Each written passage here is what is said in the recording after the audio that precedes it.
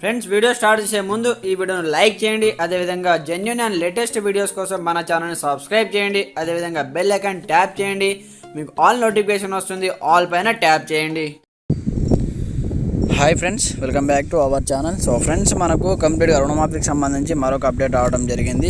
Renewal చేస్తేనే కొత్త రుణాలు, పంట రుణాలపై బ్యాంకులకు మేలిక అంటూ కూడా ఇక్కడ అప్డేట్ చూసుకోవచ్చు అనమాట. అయితే బకాయిలు చెల్లిస్తేనో రెన్యువల్ చేస్తేనో కొత్త రుణాలు ఇస్తామని అధికారుల కండిషన్. వానాకాలం పంట రుణాలు ఈసారి గగనమే. రుణమాఫీ కోసం రైతులు ఎదురు చూపులు అంటూ కూడా ఇక్కడ కంప్లీట్గా హెడ్లైన్ చూసుకోవచ్చు అనమాట. అయితే మనకు కార్యాచరణ ప్రారంభించిన రాష్ట్ర సర్కారు విధి విధానాలు కటాఫ్ తేదీ నిర్ణయించలేదు. సర్కార్ మోసం చేసిందని రైతన్న ఆవేదన అంటూ కూడా చూసుకోవచ్చు. వెంటనే 2 లక్షల రుణమాఫీ చేయాలి అంటూ హరీష్ రావు అంటే ఇక్కడ కంప్లీట్గా మనకు చెప్పడం జరిగింది.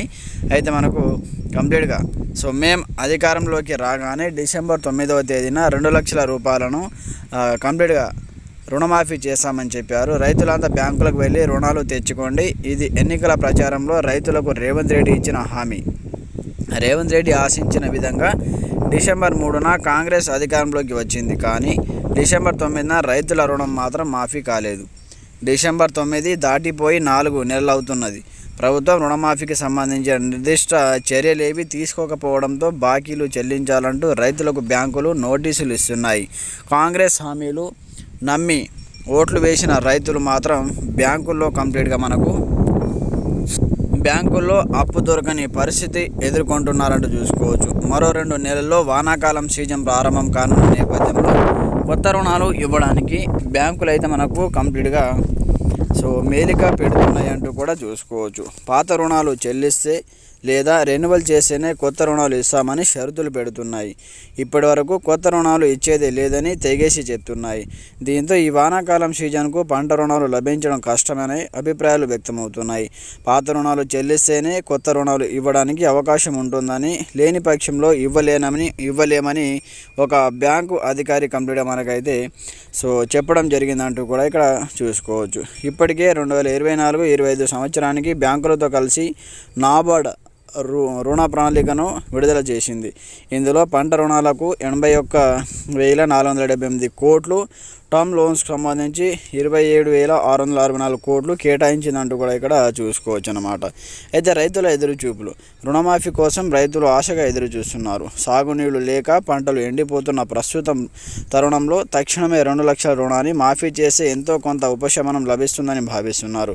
దీంతో వానాకాలం సీజన్కు కొత్త రుణాలు తీసుకోవడానికి అవకాశం ఉంటుందని, తద్వారా ప్రైవేట్ వడ్డీ వ్యాపారులను ఆశ్రయించవలసిన దుస్థితి తప్పుతుందని ఆశపడుతున్నారంటూ చూసుకోవచ్చు. అయితే మనకు ఒకవేళ రుణమాఫీ కాకపోతే కొత్త రుణం పుట్టడం కష్టమేనని, సాగుకు ఇబ్బందులు తప్పవని ఆందోళన వ్యక్తం చేస్తున్నారు. 5 ఎకరాలు పైబడిన వారికి ఇంకా రైతు బంధు సొమ్ములు అందకపోవడం, యాసంగి సీజన్ దెబ్బతీయడంతో పాత రుణాలకు వడ్డీలు చెల్లించి రెన్యువల్ చేయించుకునే స్తోమత కూడా లేకుండా పోయిందని పెద్ద రైతులు సైతం ఆందోళన వ్యక్తం చేస్తున్నారంటూ కూడా చూసుకోవచ్చు. అయితే కంప్లీట్గా మనకు ఈ పరిస్థితిని అర్థం చేసుకొని వెంటనే ప్రభుత్వం రైతు రుణాలకు సంబంధించి షెడ్యూల్ విడుదల చేయాలని, రైతు రుణమాఫీ చేయాలని కూడా ఇక్కడైతే రైతులైతే ఆవేదన వ్యక్తం చేస్తున్నారు.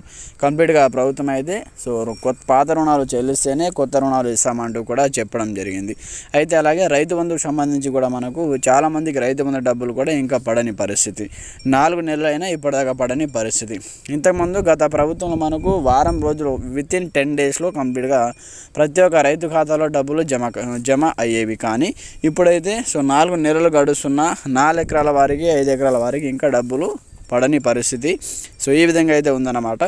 ఫ్రెండ్స్, మీకు ఎలాంటి సందేహాలు ఉన్నా కింద కామెంట్ సెక్షన్లో తెలియజేయండి. ఎవరెవరికి డబ్బులు పడ్డాయి వాటికి సంబంధించిన కామెంట్ సెక్షన్లో కామెంట్ చేయండి. ప్రతి ఒక్కరు లైక్ చేయండి, వీడియోని సపోర్ట్ చేయండి. కొత్తగా చూసిన వాళ్ళు సబ్స్క్రైబ్ చేసుకోండి. Thanks for watching this video. జై హింద్.